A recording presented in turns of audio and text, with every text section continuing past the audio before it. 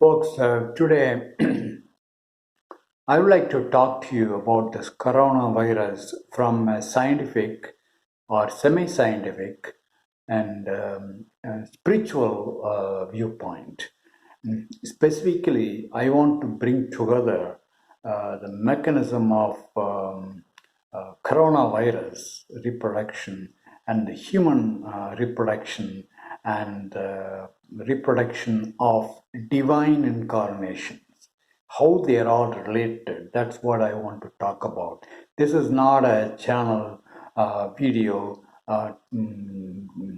giving some information about how many deaths happened, what is the current status of coronavirus in the world in various countries, and how they are spreading, etc. This is a different video. I have a scientific background. I have a PhD in computer science, though I just basically a computer science person. I was extensively studied in theoretical physics, quantum mechanics, and neuroscience. And though I'm not an expert in any of this, I'm on my own. I studied all these fields and also abstract mathematics like axiomatic system, algebraic geometry, and so on and so on. Just out of curiosity, and I also have a strong spiritual experience through what the people call seventh chakra, and also in the Hindu tradition called a Turiya state experience. And I've documented them all in my videos. If you are interested, you can go and watch those videos. my today's topic is that the viewpoint of these three reproductions, how a coronavirus is reproduced, how human beings are reproduced, how divine incarnations are reproduced in human beings, and so on. That's what I want to talk to you. So let's begin. A lot of things to cover. As you all probably know, that coronavirus basically has a very simple genetic material inside that. It's just a simple RNA. It's not even a DNA. It cannot reproduce itself by itself. It needs some other mechanism to reproduce. So outside this, protecting this RNA is an outside cell-like structure, and outside that there are structures like your human beings, various senses, eye, and things like that. It also has a mechanism outside the cell. And what is that used for? I'll talk about that in a minute.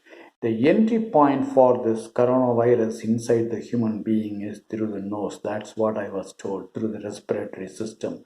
The entry point is an extremely important one, and I'll be using this notion of entry point in all the three cases: human reproduction as well as the divine incarnations. So watch for the word entry point. So after entering the respiratory system, it just has the mechanism to pierce through the respiratory cell in the lungs and hijack remember this word hijacking. So it hijacks the DNA producing manufacturing mechanism of that lungs cell and makes that cell to reproduce coronavirus own genetic material, that is RNA. That's how it reproduces. And after too much reproduction, some of the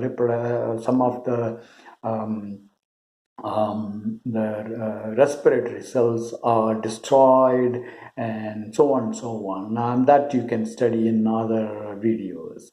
But the point here is that this is how it reproduces. The coronavirus reproduces, and when people sneeze, those newly created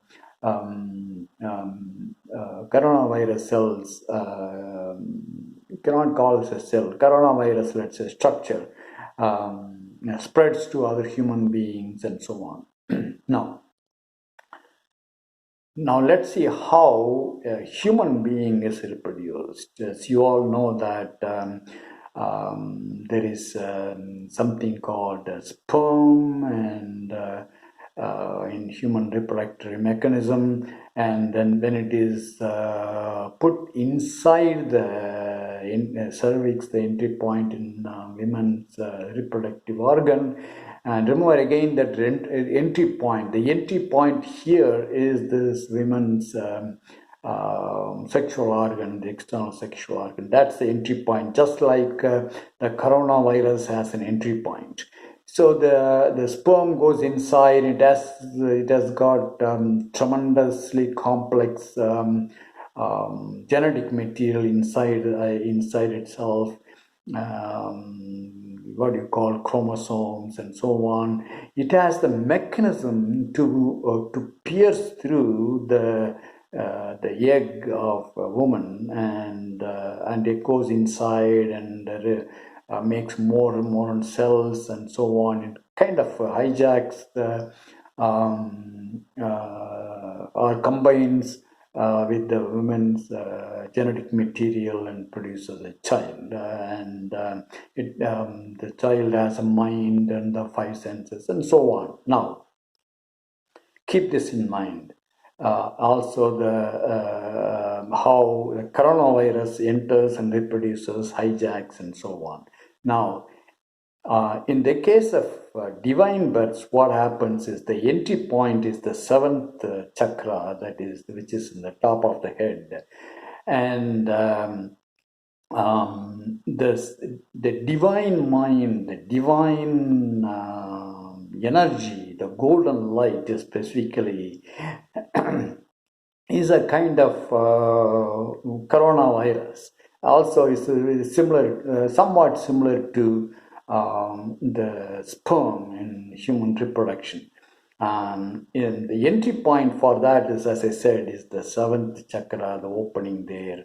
Basically, though physically it is at this point, it's inside there is something called a subtle body in human mind, and that divine information enters inside that. After entering, what happens is it hijacks, it totally destroys the mechanism of the human mind, and it implants, it produces its own version of the mind, that is the divine mind. And this is very similar to what happens in human beings. For example, if after the child is born, and as I said, there is a white light outside the human body, and that lightens throws its light on the seventh chakra, and that gives the feeling of I-ness, the pure I-ness, the feeling of I to a human being. But when a child is growing up after becoming a teenager or a well-grown woman or a man, the mind hijacks and implants its own version of I-ness in the human structure. And that is what is called ego, which I was talking about in previous video. And that ego has in itself all this divisive nature.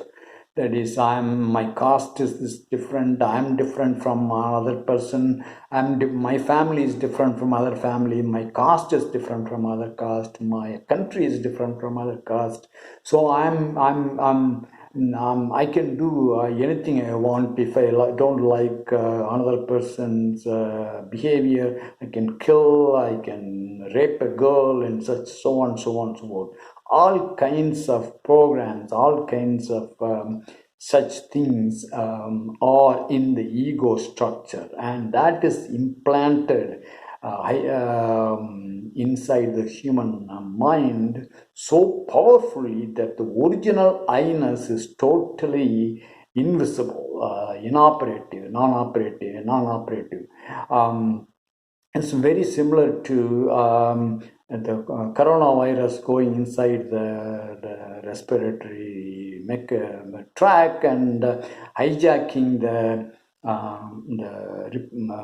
respiratory cell and makes that to produce the coronavirus genetic material rather than its own genetic material. So you can see the similarity between all the three mechanisms. Basically, they are all the same. What happens when the golden light enters through the seventh chakra is that it destroys all this ego structure implanted by the human mind and installs its own version of the divine mind, the divine outlook, and so on. The only entry point for this divine mind is seventh chakra, as it is known at this point.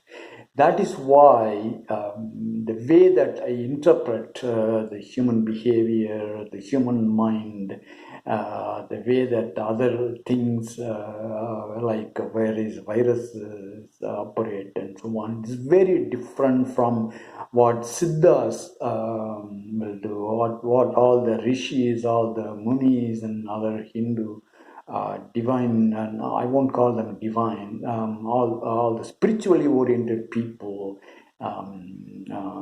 think and preach. So folks, that's what I want to talk to you. You can see the similarity between all the three, and it's very, very important to understand these three ways of producing three totally different kinds of beings. Specifically, it's important to understand the viewpoint of those divine births through which, after the seventh chakra is opened and the divine mind is installed in the Sukshma Sarira of the human body. I don't want you to believe what I'm saying. I'm just asking you to be neutral and think about all the things. All that I'm saying is that this divisive nature of the human mind, the nature of this ego, which is installed by the human mind, it's how harmful it is in destroying the peace and the joy of living. That's what I want you to observe and listen, and without any belief in what I'm saying, to think about them and change. Folks, that's what I want to talk to you. If you have any question, please let me know. I'll respond.